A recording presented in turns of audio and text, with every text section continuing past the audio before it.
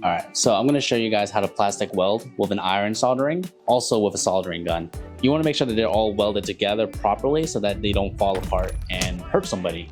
So I'm gonna show you guys how to properly do it with these two items. All right, so first of all, before I even bring out the 3D print part to weld, I wanna show you the gun I have. This is the Altern 100W plastic welder, and basically I bought this from Amazon for like $50.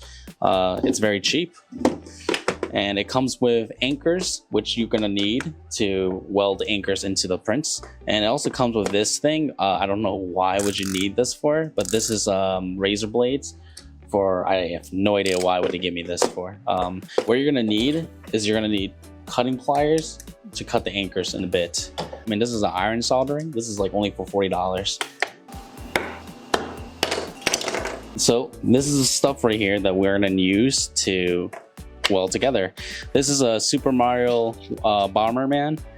Basically, I have his body right here and his legs right here. So he's basically gonna look like this. It's gonna be standing on two legs like so.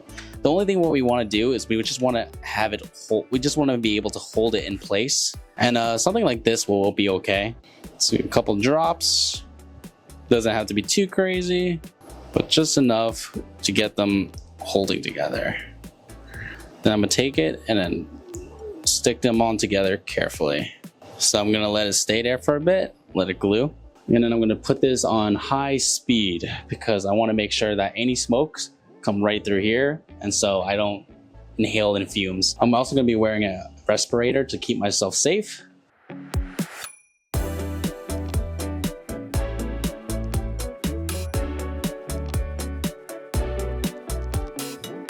All right, so make sure you guys wearing your heat-proof gloves and safety glasses.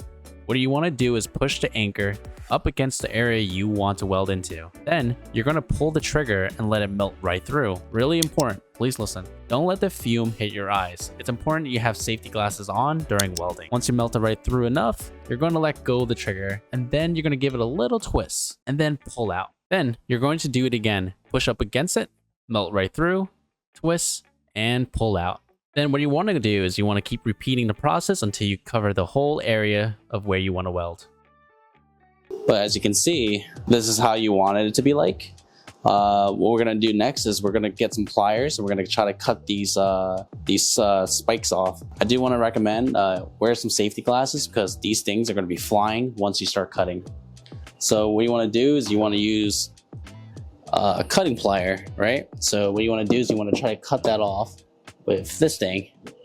Honestly, the best way to do it, in my personal opinion, like have some kind of towel and just place it like this so that it doesn't go flinging off.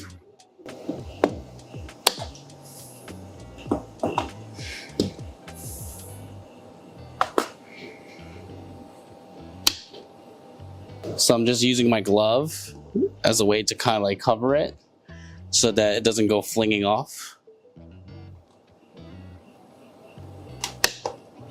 So as you can tell, they're basically cut, but I still gotta like shave them off.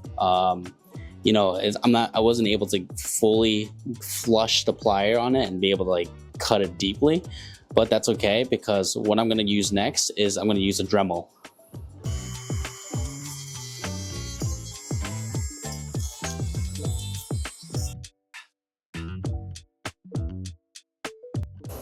All right, so if you look closely, it looks kind of like messed up, but don't worry, this is so fixable.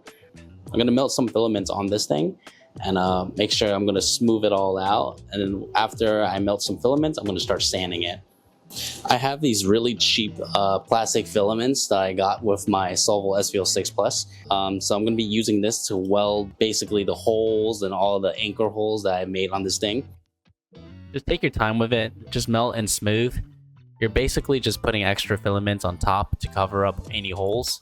Just remember to keep the fumes away from your eyes and wear a respirator. As for the areas that don't have anchors or any holes, you can actually just take your iron soldering and just kind of like smooth it out. You don't have to put any extra filaments on the side that doesn't have any holes or any cracks, anything like that.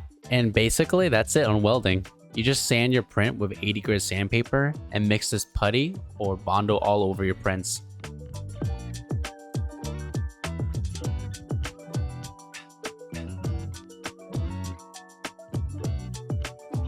and then you're going to sand it down with a 220 grit and you're basically good to go.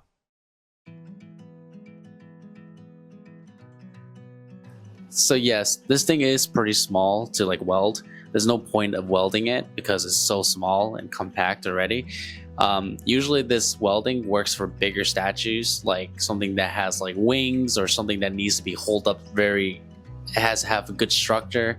It has to have to be very strong because when you start building bigger statues, things can start falling apart very easily.